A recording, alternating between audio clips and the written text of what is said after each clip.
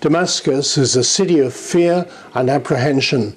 The events of the last week look like being a tipping point for President Bashar al-Assad. The reports in some media that he's left the Syrian capital have proved wrong. One writer said of the president, going but not yet gone. There's no certainty as to what happens next, though Stratfor's Director of Analysis, Reva Bhalla, believes we're seeing the end game.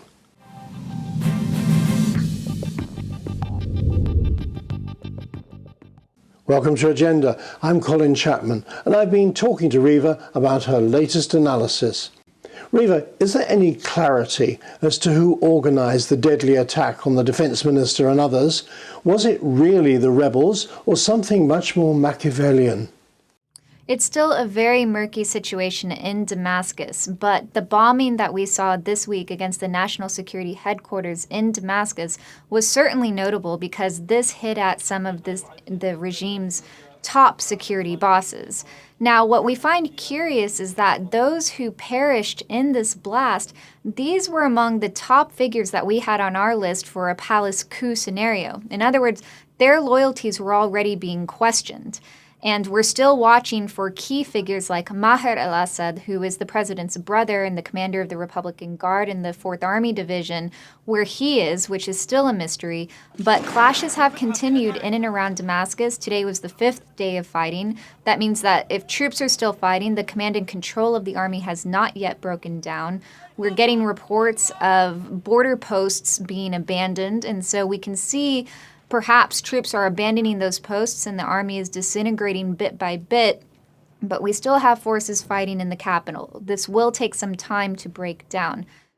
Are you saying there's no certainty as to which group carried out this attack?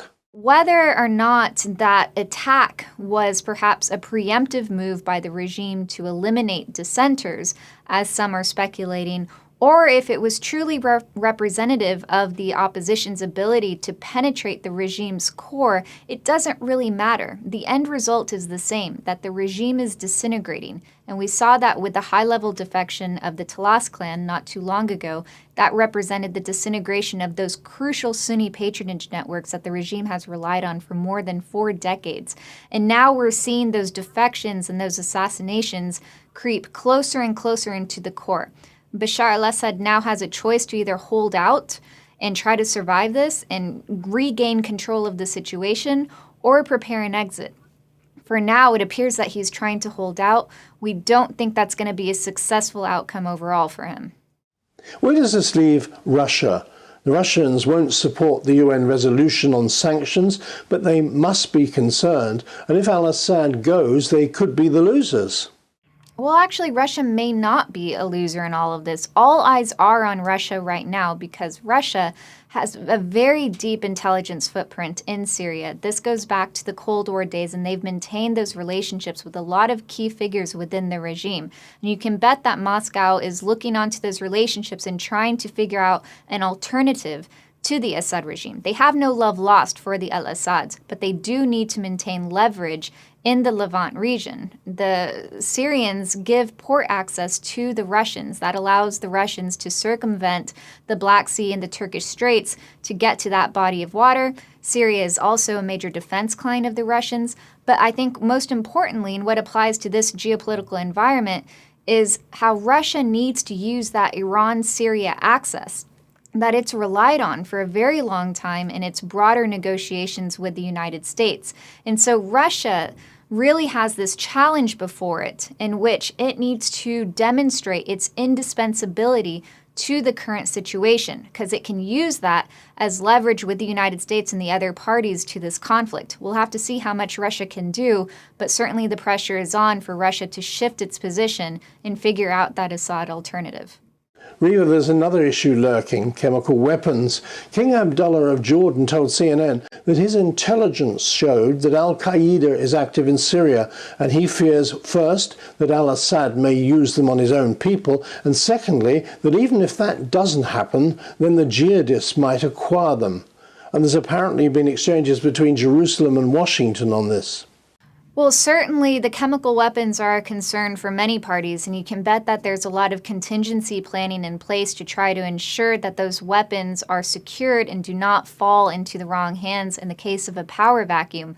But I don't think we're going to see the chemical weapons as a pretext for a military intervention. In fact, all of the support that went to the rebel campaign by these foreign stakeholders was designed to obviate the need for a military intervention. You still do not have an appetite for a military intervention by the United States or other NATO partners. And so I think that remains the case. To your earlier point on the number of jihadist actors in this insurgency, that's definitely a concern here because we've seen a lot of different shades of militants entering the insurgency. They're going to want to have a stake in this transition, and I think they're going to play a very destabilizing role not only in Syria, but also in Lebanon, most importantly in Iraq. Where does this leave Iran? Well, certainly Iran is worried because Syria is, of course, a significant ally to Iran, and Syria is what allows Iran access to the Mediterranean and allows Iran leverage in Lebanon through militant proxies like Hezbollah. So this is potentially a major loss for the Iranians. So when we take a step back and we look at Iran's position, especially as it's built up its position over the past decade, look back at the 2003 fall of Saddam Hussein, and that was a historical opportunity for the Iranians to finally secure their western flank. And they used their time wisely over the past decade. They already had significant leverage in the Levant, in Syria and Lebanon. They had a secure position that they built in Iraq. And then we started seeing more Iranian activity in other places, like in Bahrain and in eastern province of Saudi Arabia. And so there was this threat of Iran rising all the way from the western Afghanistan to the Mediterranean. And so that in turn produced a regional campaign to undercut Iran's rise. And Syria was a big piece of that. There's a big reason why the rebel insurgency in Syria received such significant support in recent months. It was because you saw the Saudis, the Turks, and the Americans put their heads together and figure out a way to undermine Iran. And their plan is going according to plan. It's quite successful so far. And so now we see Iran having to cut back. It's going to turn more and more reactionary. I think we're going to have to look for Iranian responses through its militant proxy arm. Interestingly, Hezbollah has been trying to distance itself from Iran. We saw recent attacks, a successful attack in Bulgaria against Israeli tourists. There was a botched attack against Israeli tourists in Cyprus. And so if Iran is trying to intimidate its way into a negotiation over the power transition in Syria, it's looking more and more like a desperate move, while Hezbollah is saying, look, we have nothing to do with these attacks. We don't want a military confrontation with Israel. That raises the question of whether Hezbollah is actually going to be a reliable militant proxy for the Iranians. But we'll have to see what Iran can do militant-wise in Syria itself, in places like Bahrain, and also we're going to be keeping a close eye on places like Iraq. Reva, Bhalla, thank you. And thank you, Stratfor subscribers, for watching today. Bye for now.